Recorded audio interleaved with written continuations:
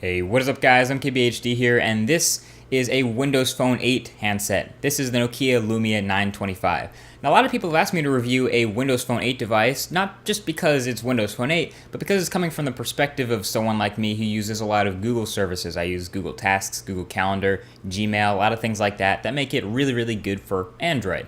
Now, Windows Phone 8 has come out and it's been around for a while, but I've never really tried it out because I've never really seen all the customization and all the same functionality that I see in Android and anything about Windows Phone 8. But I'm going to give it a shot. I gave it its full fair shot, and I think it's important to note where I'm coming from and where I see this device from. So without any further ado, let's go ahead and take a look at the Nokia Lumia 925. So first of all, on the outside, this thing has pretty great hardware. It's up there in the top 5 best built smartphones you can get right now, alongside the HTC One near the top. Seriously, it has zero give, zero flex, an all aluminum ring around the outside, Gorilla Glass 2 on the front, and technically a plastic back, but a very rigid, solid build. It's also rounded on every single corner, and the design's pretty nice, and it has a slimming matte finish on that back. So basically, it's like a Lumia 920 on a diet. It's slimmer and thinner and more pocketable than its cousin in every single way. And it ends up making a beautifully sculpted device. Now, in the specs department, it's interesting because this is supposed to be a flagship device, right? Well, it doesn't have what we would think of as flagship specs. It has a 4.5-inch 1280 by 768 AMOLED display, a 1.5 gigahertz dual-core Snapdragon S4 processor, 1 gigabyte of RAM, a 2000 milliamp hour battery. It's kind of reminiscent of the Galaxy S2, to be honest. But even at its 1280 by 768 resolution and all that, it's fine, because Windows Phone and all of its apps, yes, all of them, trust me, they'll work just fine with what seems like mid-range specs for a phone in 2013. So that AMOLED display is actually pretty awesome. It's 1280 by 768, but it comes in at 334 ppi. So it's a very high pixel density, and of course, since so much of Windows Phone is based around this color on black look, you get a good look at those insane contrast ratios and deep blacks you get from the display being AMOLED. It's also very readable outdoors too. Another thing about the design choice is that all of the buttons on this phone are on the right-hand side. So the volume rocker, the power button, and that dedicated camera switch are all on the right-hand side. And I think that actually makes for a pretty compact, easy-to-use device. You only really have to use it in one single hand. Where your thumb is, you can access every single one of these buttons. And I think it's also notable that there's that camera key, because it actually makes it feel like a really solid shooter. Even if you're not taking the best pictures in the world, with this pure view shooter on the back and the dedicated half press and full press to focus and take a picture, this camera button is really solid, and I think it adds to that feel. It brings us back to like the 2010 LG Voyager style phones, where you always got that dedicated camera button. And speaking of the camera, the back of this device is basically dedicated to exactly that. The decently loud speaker on the bottom and the camera. It's an 8.7 megapixel PureView camera. Now, I can't get into exactly how the proprietary PureView technology works behind the scenes when you're taking shots, but it is a pretty big deal to what Nokia is doing with this camera. But at the end of the day, this phone is a great walk-around camera. It takes sharp shots with nice contrast, solid amount of detail, pretty good low-light performance, I would say. And it also happens to have really good stabilization, I noticed, especially when zooming in and when taking video. But at the end of the day, it's about on par with any other high-end 8 megapixel camera, which makes sense. So the hardware is essentially a mid-range inside with beautifully sculpted externals. So how about that software? Well, it's alright. It's alright. The Lumia 925, like we said, is running Windows Phone 8, the latest version, and the operating system itself is pretty unique in a lot of ways that a lot of people will like, but it's also missing a lot of things that a lot of people have gotten used to having in other OSs, namely the apps, but we'll get to that in a second.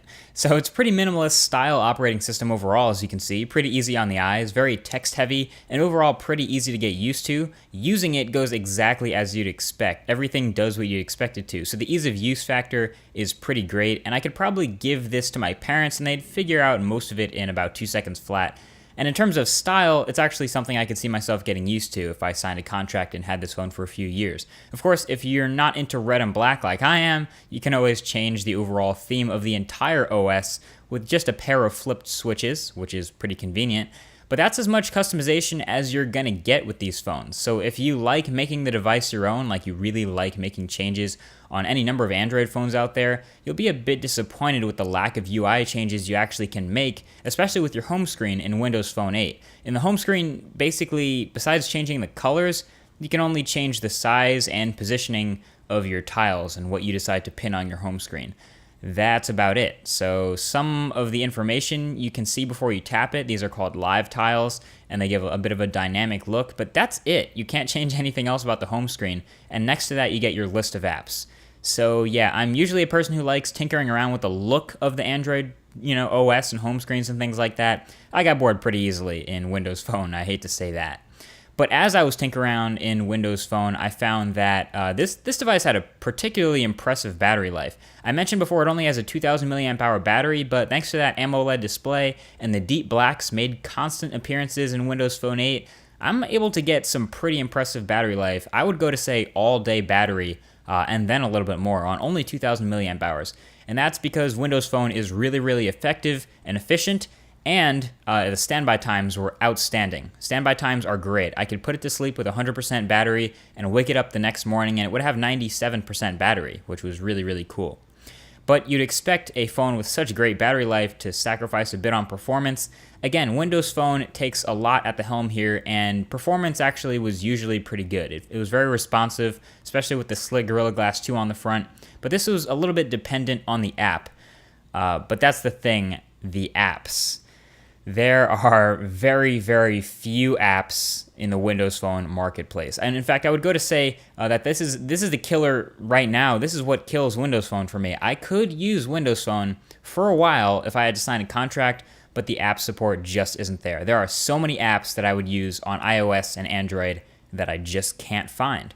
In fact, if you take a look through the Windows Phone marketplace, you'll see in the list of the top apps in the entire marketplace, it very quickly diminishes from, Angry Birds and the highest end developers straight down to like flashlights and, mini games and just terrible, terrible apps in the whole entire app store. So, this is not a great app store at all. Again, the interface is fine. It looks fine. It functions perfectly, but it's just missing so many of the apps we're used to having. So overall, it turns out that the Lumia 925 is a really nice Windows Phone flagship, and definitely worthy and deserving of the Lumia tag. Now, if this phone was running Android, I'd probably carry it in a heartbeat. I am such a big fan of the outside of this phone and the design and the aesthetics and the build quality. Just like the HTC One, the Nokia, all the Nokia phones have in general been really well built, but this one's a lot thinner and a lot more rounded and a lot more pocket-friendly than the previous Lumia bricks. So I really like the Nokia Lumia 925's design and build and aesthetics and everything like that. But yeah, there are a lot of decisions you have to make if you want to decide to carry this phone or not that I've listed out in the review, and the choice is yours. Would you carry this phone? I think I'd be down.